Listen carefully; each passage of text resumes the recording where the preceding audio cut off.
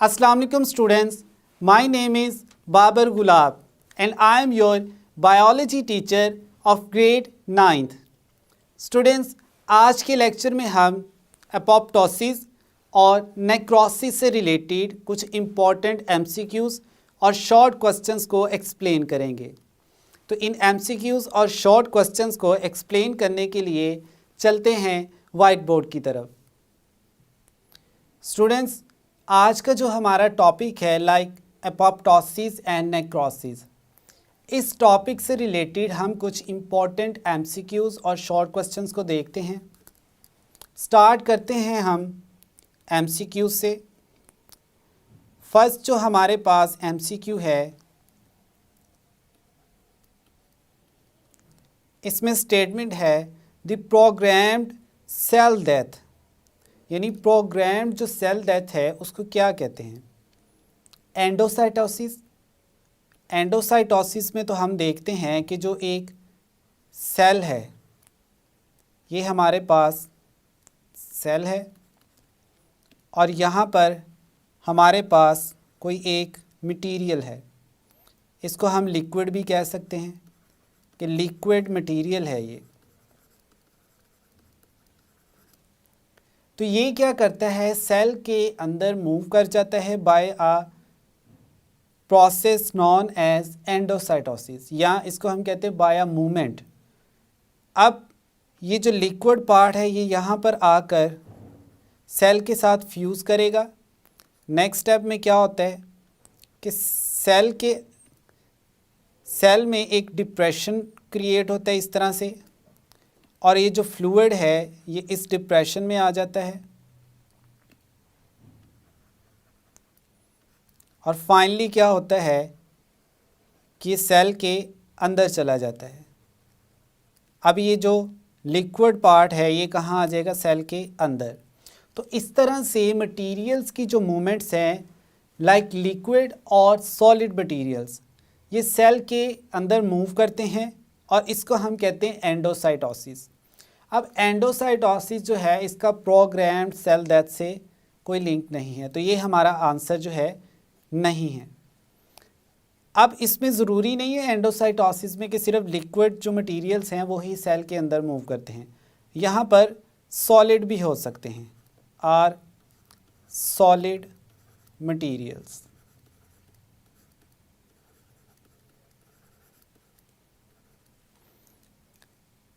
Second जो हमारा option है वो एक्सोसाइटोसिस।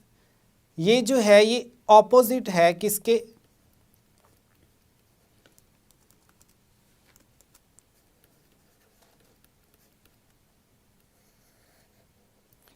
एंडोसाइटोसिस के, यानी एंडोसाइटोसिस में जो मटेरियल्स हैं वो सेल के अंदर मूव कर रहे हैं और एक्सोसाइटोसिस में वो सेल से बाहर आ जाएंगे, तो ये भी हमारा आंसर नहीं है। नेक्स्ट है हमारे पास ऑप्शन सी, जिसको हम कहते हैं नेक्रोसिस। तो नेक्रोसिस जो है वो एक्सीडेंटल सेल डेथ है।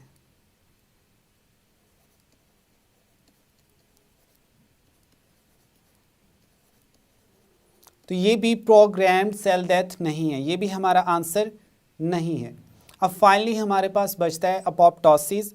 तो जो अपोप्टोसिस है ये एक प्रोग्राम्ड सेल डेथ है।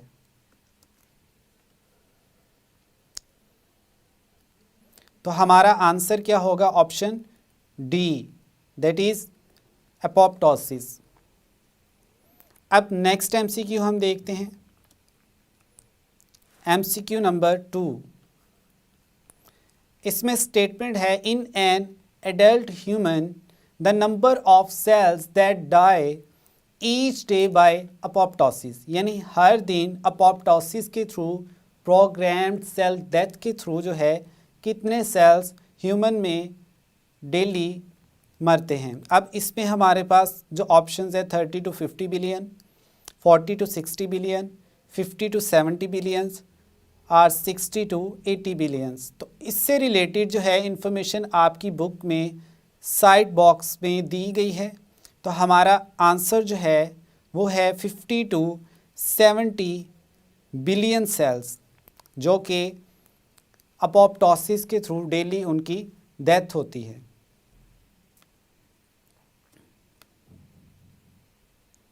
नेक्स्ट है हमारे पास MCQ नंबर 3। इसमें blebs break off from the cell and are called. अब ये जो ब्लब्स हैं ये किस प्रोसेस में बनते हैं? हम कहते हैं ये अपोप्टोसिस में बनती हैं।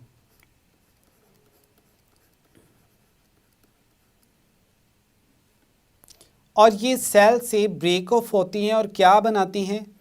इसमें हम देखते हैं हमारे पास ऑप्शन ए जो है वो है अपोप्टोटिक बॉडीज़। ये हमारा आंसर हो सकता है क्योंकि ये अपोप्टोसिस के प्रोसेस पे बन रही हैं, तो इसका अपोप्टोसिस से लिंक है। नेक्स्ट है हमारे पास ऑप्शन बी जिसमें है लाइसोसोम्स। तो ये तो एक सेल ऑर्गेनेली है और इसका काम जो है वो लिटिक एंजाइम्स प्रोड्यूस करना है। ऐसे एंजाइम जो डिफरेंट मटेरियल्स की ब्रेक डाउन करते हैं, इनको हम ब्रेकिंग एंजाइम्स भी कह सकते हैं।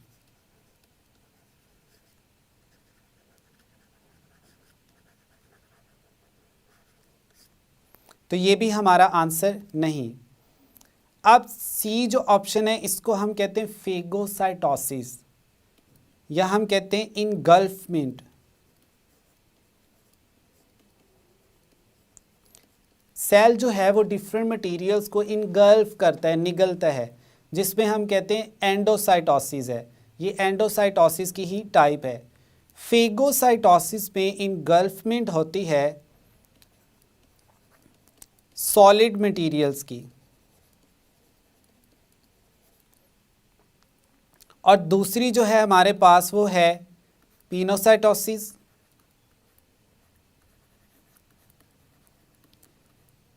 जिसमें जो लिक्विड मटेरियल्स हैं उनकी इंगल्फमेंट होती है।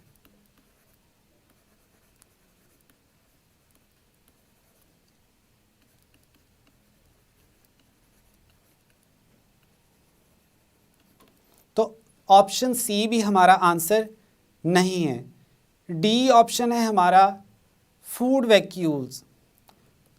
तो अपोप्टोसिस में किसी किस्म के जो फूड वैक्यूल्स जो हैं या ये जो ब्लैब्स हैं ये फूड वैक्यूल्स नहीं हैं, तो ये भी हमारा आंसर नहीं है। तो फाइनली स्टूडेंट हमारे पास बचता है ऑप्शन ए। ऑप्शन ए क्या है? अपोप्टोटिक बॉडीज़, ये हमारा आंसर है।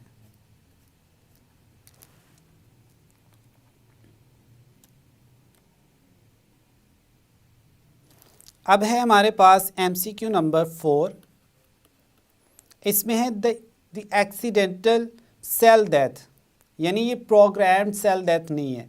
पहले हमने बात की थी प्रोग्राम्ड सेल डेथ की, और वो कौन सी थी? एपोप्टोसिस। तो ऑप्शन बी तो हमारा आंसर नहीं है। फेगोसाइटोसिस अभी हमने कहा कि जो सॉलिड मटेरियल्स हैं उनकी इनगल्फमेंट है, तो ये भी हमारा आंसर नहीं है। अब ए और बी हमारा आंसर नहीं है, तो ऑप्शन डी जिसमें हम कहते हैं बोथ ए एंड बी, ये भी हमारा आंसर नहीं है। फाइनली हमारे पास बचता है नेक्रोसिस। तो नेक्रोसिस जो है इसमें एक्सीडेंटल सेल डेथ होती है। तो ऑप्शन सी जो है स्टूडेंट्स ये हमारा आंसर है।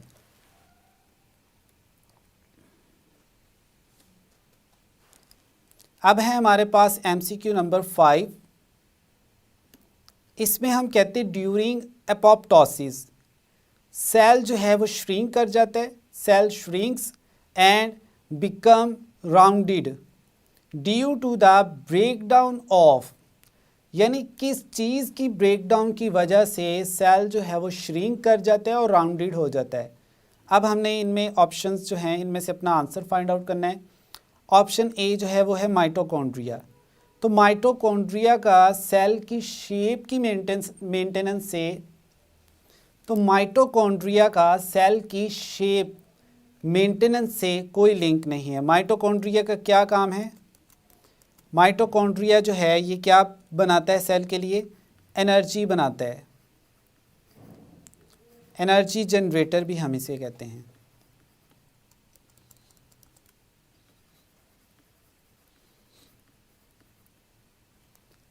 तो ये हमारा आंसर नहीं है। ऑप्शन बी में है हमारे पास राइबोसोम्स। राइबोसोम्स का स्टूडेंट्स आपको पता है क्या फंक्शन होता है? इनका फंक्शंस है प्रोटीन सिंथेसिस।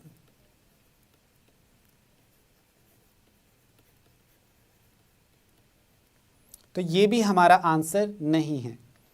ऑप्शन सी में है हमारा जो ऑप्शन सी में हमारे पास है गोल्जी कॉम्प्लेक्स। तो गोल्जी कॉम्प्लेक्स जो है इससे डिफरेंट वेसिकल्स बनते हैं,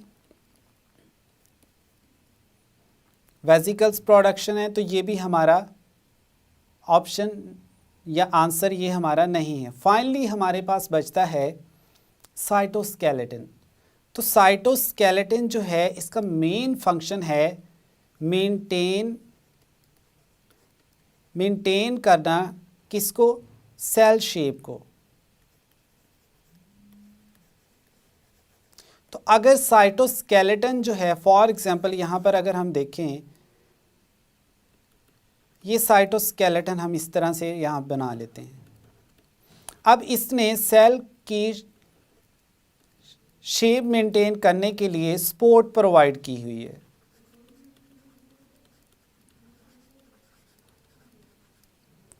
लेकिन अगर ये सेल के अंदर प्रेजेंट ना हो, लाइक अब इसमें जो है सेल के अंदर साइटोस्केलेटन प्रेजेंट नहीं है, तो अब नेक्स्ट इसमें क्या होगा, हमने साइटोस्केलेटन ब्रेक कर दिया, तो नेक्स्ट स्टेप में जो सेल है वो श्रिंक कर जाएगा, सेल की श्रिंकेज हो जाती है। तो इस सेल को अब हम क्या कहेंगे कि ये राउंडेड हो चुका है और इसकी जो शेप थी वो मेंटेन नहीं रही। तो हमारा जो आंसर है वो क्या है, साइटोस्केलेटन। ऑप्शन डी हमारा आंसर है। नेक्स्ट हम देखते हैं स्टूडेंट एमसीक्यू नंबर 6 को। इसमें हमारे पास स्टेटमेंट है, during apoptosis cell membrane makes irregular birds known as, यानी बर्ड लाइक स्ट्रक्चर्स बनते हैं जो कि इरेगुलर होते हैं, छोटे बड़े साइज वेरी करता है इसमें। तो इन बर्ड लाइक स्ट्रक्चर्स को हम क्या कहते हैं, बल्ब्स कहते हैं। बल्ब्स जो हैं ये तो प्लांट्स में बनते हैं ड्यूरिंग वेजिटेटिव प्रोपेगेशन।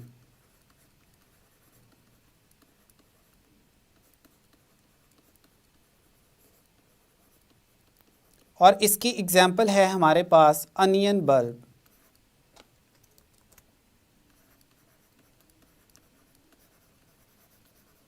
तो ये तो हमारा आंसर नहीं है। ऑप्शन बी में है हमारे पास ब्लेब्स, तो ये हमारा आंसर हो सकता है।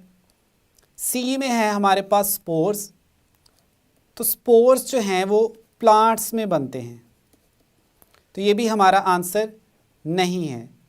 अब जब ए और सी निकल गया और डी भी हमारा आंसर फिर नहीं होगा, बोथ ए एंड बी वाला, तो फाइनली हमारे पास जो ऑप्शन बचता है वो कौन सा है, ऑप्शन बी। तो ऑप्शन बी हमारा आंसर है जिसमें एक्सप्लेन है ब्लेब्स। तो अपोप्टोसिस के दौरान जो मेम्ब्रेन इरेगुलर बर्ड्स बनाती है उनको हम क्या कहते हैं, ब्लेब्स।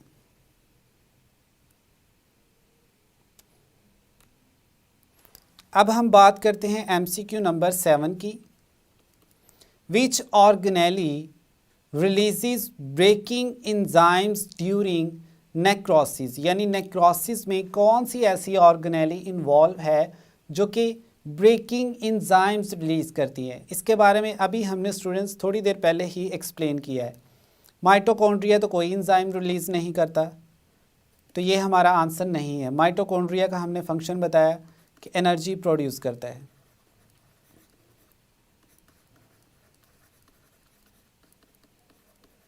तो ऑप्शन ए हमारा आंसर नहीं है। बी में है राइबोसोम्स, अगेन प्रोटीन सिंथेसिस, तो ये भी हमारा आंसर नहीं है।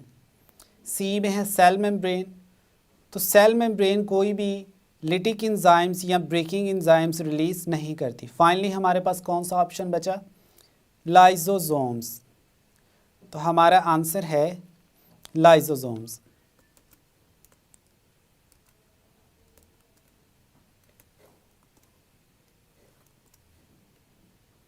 Option D.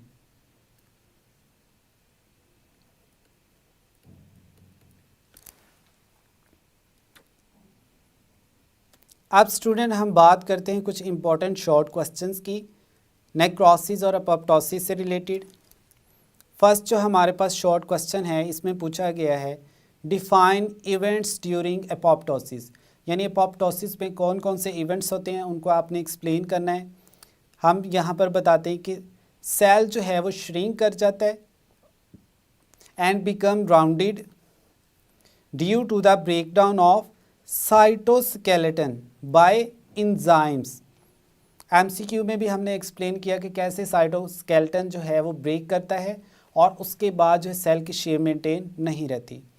देन हम कहते हैं क्रोमेटिन जो है अंडरगोज कंडेंसेशन, न्यूक्लियर इन्वेलप जो है वो ब्रेक कर जाता है and nucleus spreads in the form of several discrete chromatin bodies, यानी डिफरेंट क्रोमेटिन बॉडीज़ प्रोड्यूस होती हैं।